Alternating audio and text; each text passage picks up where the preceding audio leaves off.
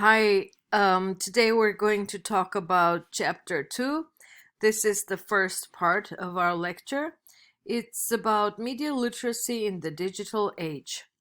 So we established last time that media is all over the place. It's around us all the time, and it has recently become a real part of our lives.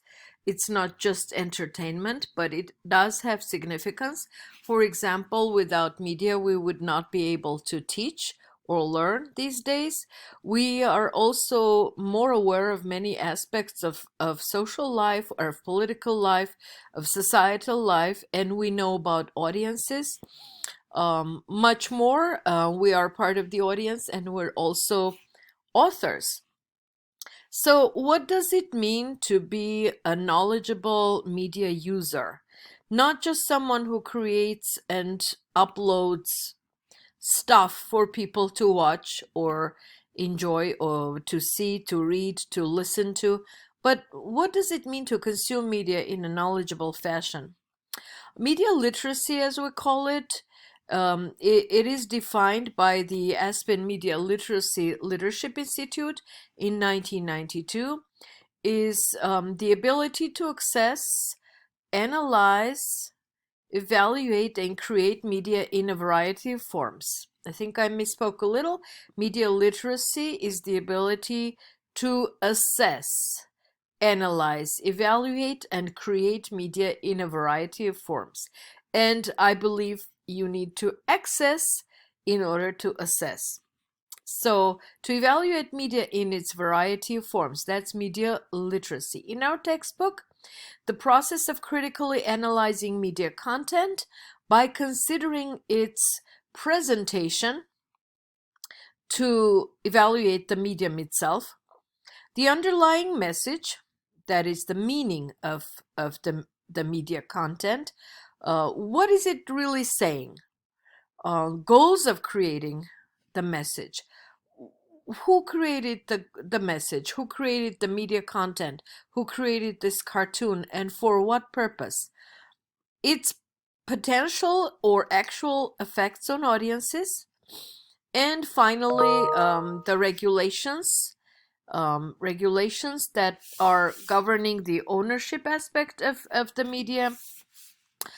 So that would be the legal side. So we have a little asterisk on the word critical. I'm just following our written notes.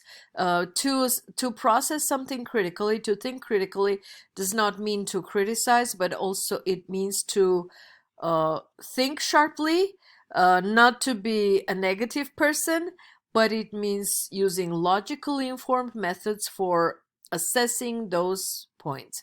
So you can be a critic and you can praise. A critic does not always say bad things. Okay. So media literacy is learning to create mediated messages um, in a way that is more knowledgeable and more aware of its potential impact. So it gives you insight and allows you to be a better producer. So this is why when we teach in our Department of Communication and Media, we help you learn not only the production part, the hands-on part, but also the analytical part. What it means and what it does to the audiences. Okay, so the PowerPoint presentation is divided into two parts for easy upload and easy access. And now I'm going to explain the second part of it, media literacy in the digital age. We said that media are around us always, and we want to learn how to process media critically.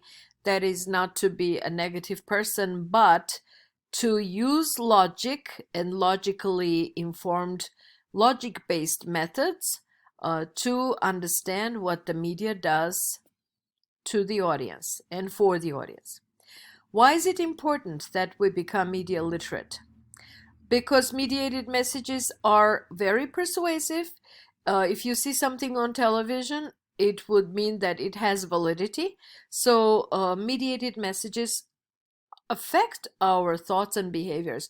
Even if you know that something is made up, seeing something, visualizing something already makes you think a certain way.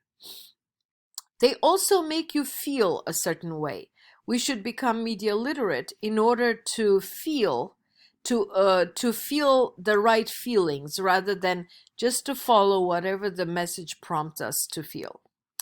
Another reason that mediated messages often contain political, religious, social messages about our culture, and therefore we need to know the rest of the truth. We need to have a context about politics. We need to know more about religion. We need to know more about society, and we need to know more about our culture in order to put those specific messages that we receive from social media, from TV, radio, internet, in a context, in the context of reality that we know and learn about.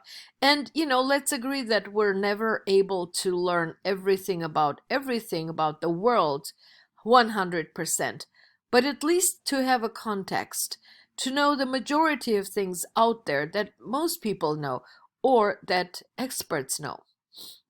So another reason why we need to be media literate, because mediated messages, especially on social media, especially on unedited, uncensored, uncontrolled, unorganized entities, like individuals who are just playing or kids who are just doing a school project, they may contain information that is incorrect or biased or outright propaganda. And we see a lot of political messages that border with propaganda. So our job in media literacy is to stop the spreading of false information. Yes, very easy to fall into this cliche of fake news, right? So we don't want fake news.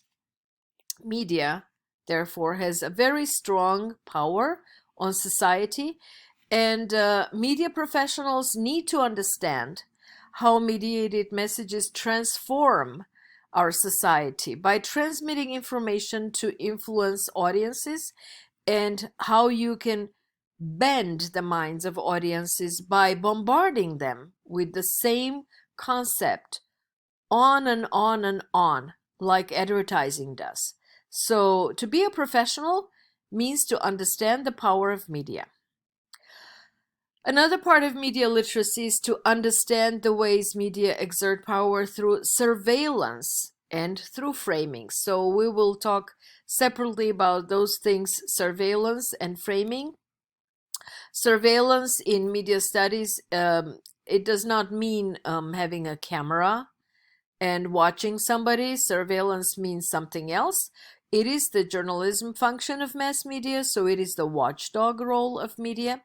And in this case, journalism provides the public information about issues, events, and other developments that unfold around us. It more means reporting, surveying, that is keeping a check, shedding light on things, informing the public so that the public can make informed decisions when it's time to vote for legislation, to vote for a city ordinance, etc., etc., and to vote for the country's leadership. So it's more about reporting, and it's more about editorial decisions, including selection of what to cover and what to share with the audiences and what to ignore. And yes, you can guess that fluff news sometimes make it to the newscasts. We see sort of meaningless pieces about something that's cute, something that's unusual, fun. Those are all aspects of newsworthiness, so to speak, or ways of stations to fill time, or ending a newscast on a high note. But it is up to the editor to decide whether the newscast that is pretty serious and sometimes, it can be disturbing, to end something with a less meaningful, less serious piece, but it does play a role in our perception. It gives us a certain state of mind. So selecting what to cover is the editorial power of the news organization, particularly its editors, and that is part of the surveillance function of media. So, in journalism classes, you will know that you will learn that good journalism means bringing important issues to the forefront and less fluff, more serious news, trying to be truthful and accurate, to use reliable sources to achieve that, to minimize or exclude bias altogether, try to be even-handed, try to be independent, fair, impartial, which does not mean that we are going to pick a token of every group of population to make them appear on the TV screen, for example. That would be tokenizing that group. But try to get rid of your own misconceptions, your own stereotypes, your own biases. People as humans are always tempted to gravitate towards other people who are like them. So if I'm a woman, I would be more interested in covering the woman's perspective. If I have children, I would be biased towards children. If I have a kid who goes to school in this area, in this district, I would be biased towards the school district because I'm directly influenced by the state of that school system, the school district. So bias means conflict of interest. Bias means leaning towards one aspect of the information versus the other. So we can do our best to get rid of bias or to minimize it as much as possible. Good journalism is humane and ethical because we would like to not harm people, especially when it comes to crime victims or abuse victims, not to put them in the spotlight, not to ruin their reputation. And even if a person has made a mistake, think about the consequences of making that mistake public. And seeing ourselves as accountable. So we're accountable not only in front of our bosses, the editors, the owners, the publisher, but we're also first and foremost, accountable towards the audience, towards the public. So this is why in this country specifically, we have historically valued journalism as part of our democratically structured society, and we call it the fifth estate. What is framing? Framing is presenting a message in a particular way to influence our perception of it, the audience's perception. All framing has some sort of bias to it. So we know framing from detective stories, right? Somebody has not committed the crime, but that person has been framed as if that person has committed the crime. So in media, it happens in a more benign way. We don't make people criminals, look like criminals, but we still frame things as whatever we want them to look like. So we need to remember that when bias exists, it is unfair, extreme, propagandistic. So be aware of framing, and when you're a media consumer, understand how things are framed in a certain way. Yeah, they can be framed as wrong or they can be framed as right. So we have a few examples here, and I would encourage you to look at those examples in our PowerPoint slides, because our time is 15 minutes. And in conclusion, before we end our conversation, I would like to say that we need to develop critical media skills, asking yourself, what is the source of the media? Is there any framing or not? Which stereotypes are present? Question the media ecosystem and learn by doing. Finally, do not use words that carry luggage, that carry a weight or color.